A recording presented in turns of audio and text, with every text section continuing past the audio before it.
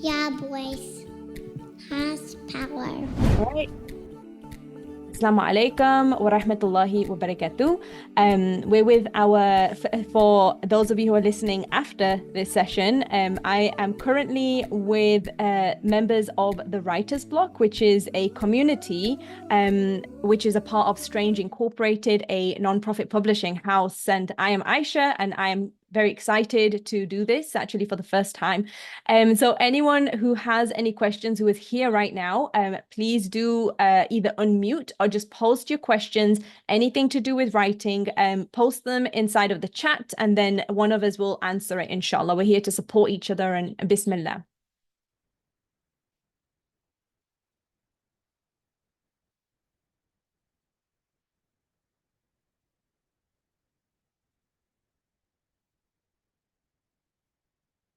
I guess my question is, I'm having a hard time recently, just dedicating like specific time to write, and I've always been bad at that. I think I'm more of like a what we call a pantser, which is just like writing whenever you feel like it, right? Whenever inspiration strikes. But I really, because I have a long form project that I'm working on currently, I want to have a set routine. And so I would love to hear what others' practices are for making sure that you are disciplined every day and sit down to write consistently. Yeah, brilliant. And that's a really, really valid question. I know a few people have asked me that, and it's so hard to feel like, okay, I'm going to get this amount of words done by this date because I have to, right? And then we always think that there's like this mindset shift that has to happen, and it can get really overwhelming sometimes because we also have so many other things going on in our life. So I really appreciate this question. I relate to it personally. And I remember when I had my daughter, my first little baby, Bereka, and it was just a time where I couldn't do anything, except just wait for her to go to sleep and then do a little bit of research and then decide to write. So, as a mother and as someone possibly who's working as well, just anyone who has anything going on in their life, it's probably extremely, difficult to fit something that we love so much and find a reason to fit it, even though we know that we love it, and do it in a way which is like balanced, right? So, does anyone have any suggestions for how they find the time to write? Please feel free to share, and then I'll also share as well, inshallah. Um, Mita? I don't mind sharing what's been working for me. Yeah. So as you know, I'm currently going to be leaving my job, and what I have been doing is writing in the morning, like early morning. I feel like, after your Fajr Salah. I know it's really hard because Fajr Salah is really early now in UK, but just like maybe around 6, 7 o'clock, have a nap and then wake up, and then like I've been spending I was meant to write for 1 hour, but sometimes I can't do that. So I say to myself, even 20 minutes a day is still good enough. And then you just gradually build a momentum from there. Yeah, that's Yeah, brilliant. because I'm a morning person, but I do understand not everyone is a morning person. So yeah. Yeah, I love that. I love that. Building up momentum. So do you write every single day, or is it just at least one? No, I haven't been writing every single day, but because I'm going to be leaving my job on Monday, I have decided to make a goal to write every single day because I'm going to be like home, and I want to write every day because I find it very therapeutic and very healing. And also, as you know, I work for modern day slavery victims, trafficking victims, Mm. and as a survivor of forced marriage and domestic abuse, I feel like some of my colleagues, they know about my story, and they would love to read my book, and that kind of like motivated me now to write every day Mm. and get my memo published. So yeah, Nice. now I really want to write every day now, and that's what I'm going to be doing. Since I'm at home now, I'm not going to be working. I want to work on my writing, and but the only problem I have is I go into overthinking, like, oh, is this writing good enough or not? And I know I've sent you so many messages, Sister Aisha, because of my self-doubts. And I think what I'm going to do, the program that I purchased from you, from your your publishing service last year is I'm going to have a look at the program and see if I can take any kind of advice from the course that and apply them to my writing. Yeah, of course. Is this the Litfest 2024? That's correct. Yeah. Yeah, they got You some read it was amazing. free for like a couple of days, and then we were able to purchase it for lifelong. Yeah, so that's an amazing resource. There's a lot of Okay. information. Yeah, so it'll give you like just some tips. But that's amazing. So what I'm hearing is that the way that it's easiest for you to write is to first kind of like make some space, right? Even if it's just 20 minutes in a week or Yeah. a little bit more, and then you're building up to that as well and momentum, right?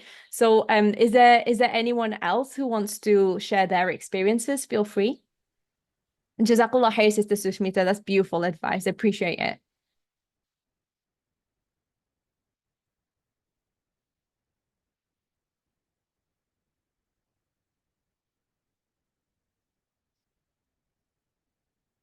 Okay, I'm gonna inshallah share a little bit of something.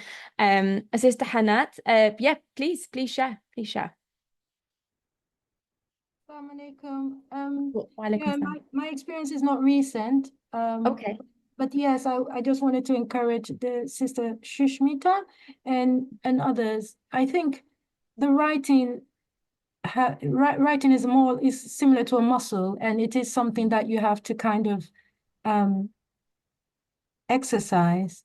And I found when I did have deadlines and I had to write, I did find similar that yes, trying to do it, if it was the most important thing in the day, trying to start it or do something early and finding pockets of time. If you did find that you have 30 minutes before you have to maybe quickly go and pick up a child from school or or onto Salah, or I might as well out of that 30 minutes write for 10 minutes. I find easily you go over the 10 minutes, 15 minutes, and you find out, oh, actually, I need to stop this to go and do what I was meant to do.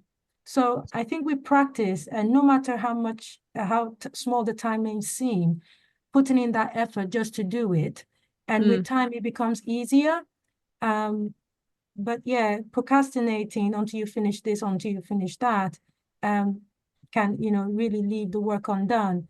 Even when people say, oh, they won't be working or they'll be off for 1 week or 2 weeks and they're going to make progress then. Not starting small before that time means that you may not actually get it done. But using the approach the sister has just spoken about, trying to, use, even if it's 10 minutes, 20 minutes, just say, I'm going to do this. And then you find that over time it becomes spontaneous, it becomes a habit, and it's no more so much of an effort to do. But yes, that was my experience previously when I was trying to complete a piece of writing. And I'm trying to get back into it because I've lost the habit. The muscle has become weak. But yes, Yeah. alhamdulillah, Jazakallah, thank you for that. And it is a good reminder for me even. Thank you. I love that. Mashallah. So it's like a muscle that you train, right? And I've noticed something about writers in general. There's also this huge emotional component, which is you mentioned the word procrastination. There's a huge personal kind of like a thing that I think so many writers that I've spoken to struggle with, and that is the perfectionist muscle, right? Trying to get it right. And even though rationally our mind tells us like, just do it, you have to just write and do the action and show up. There is so much brewing underneath that which stops us from doing that in the first place. So I think it's brilliant that we're self-aware, mashallah. And I would like to just add to this answer as well that sometimes there are things around us, especially when there's a huge project, and this is something that I'm struggling with myself. When there's a huge project, there's a lot of energy and there's a lot of effort that goes into writing. Specifically, like I'm working on a novel right now, and there's some intense edits, and I had friends reach out to me. I've had family invite me over. I've had people just like all over the place, events and things, and I kept thinking, yes, I'll do it.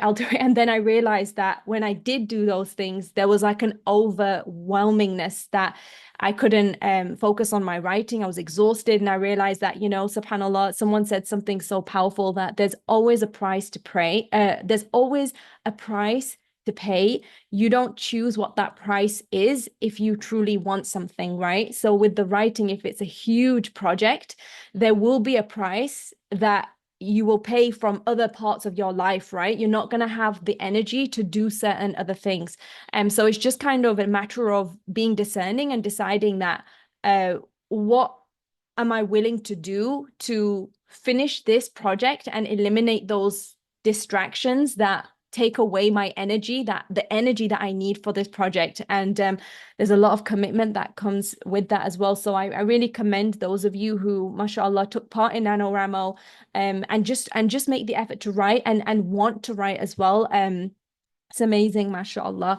So with that being said, are there any kind of final words about this? Does anyone want to ask another question before we dive right into the actual writing with this session, inshallah?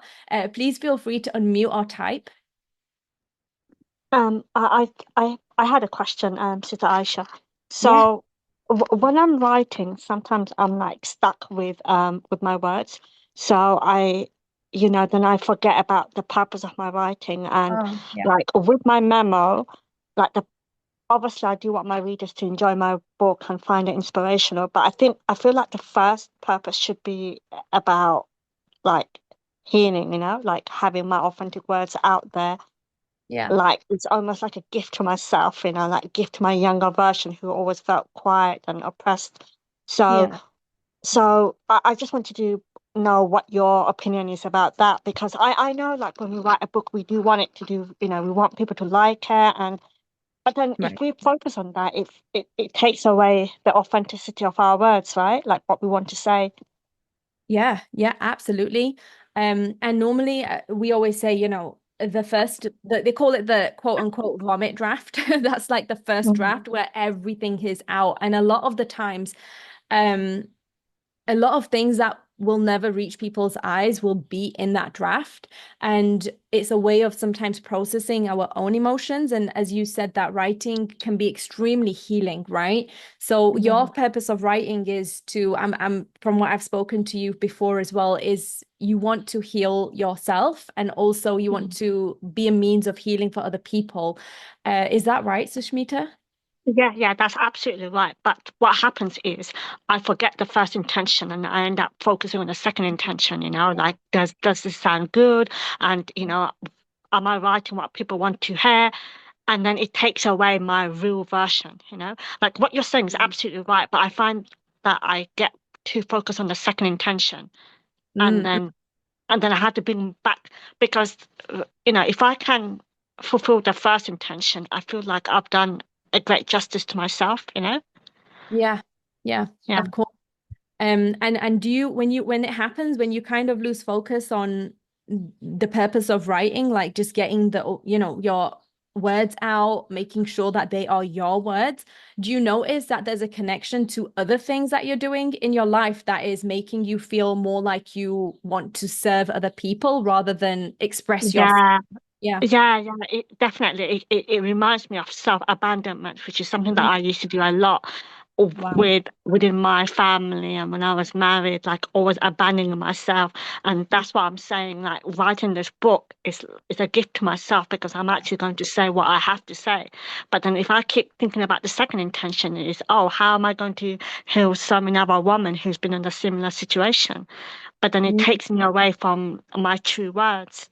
And I think what I'm trying to say is with the memo, it really should be just what we really have to say without worrying about what the readers will think, right? Sometimes it definitely does when you're first writing and you're trying to get your story out. It absolutely has to be your story and what you want to say.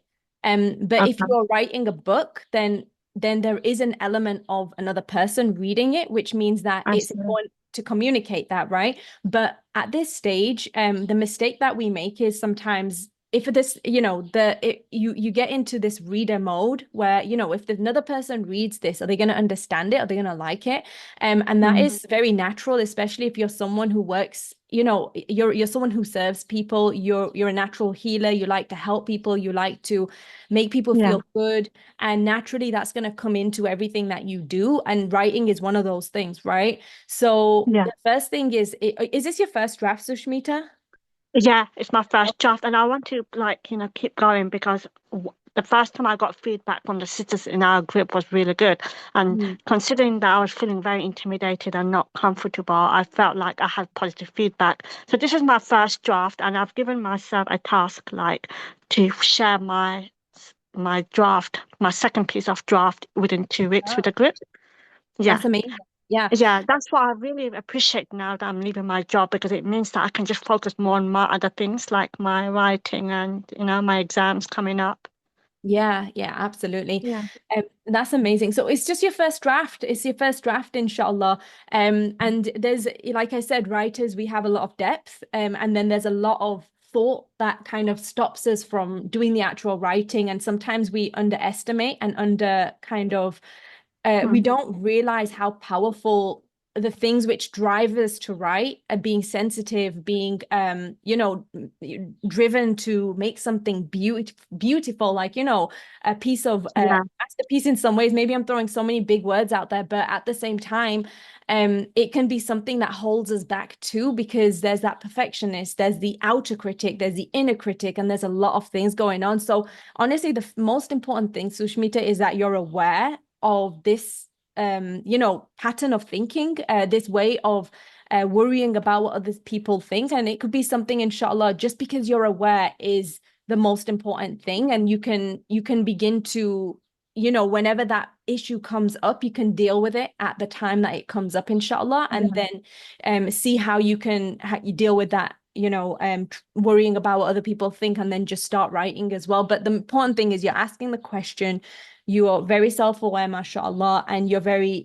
driven, Allahumma barik, in doing something like writing your story and sharing it with the world. So you have the most important thing there, and you've cut out the time and you're committed, inshallah, and that's beautiful. That's beautiful. Even if that is just once a week. And as you said, it's a draft, so I don't really have to worry about whether the words are good enough or not. If it's a draft, then I should just let it all out. Yes, you absolutely should. You should, inshallah. And that's amazing. Allahumma barik. So is that the last part of your question, Sister Sushmita? Do you have any other? That's all from me. Thank you. Jazakallah. Wa iyaki. Did anyone else have any final questions or comments that we would find helpful, or we could definitely move on to the next part of the session, inshallah?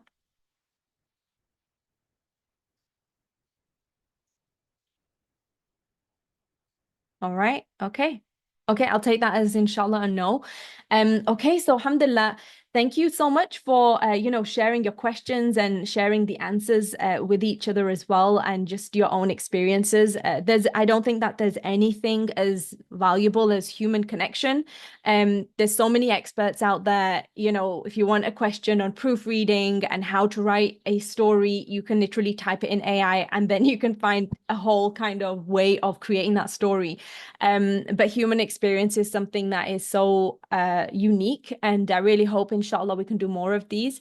And with that, Assalamu alaikum wa rahmatullahi wa barakatuh, everyone. We're going to dive into the next part of our session. Bismillah.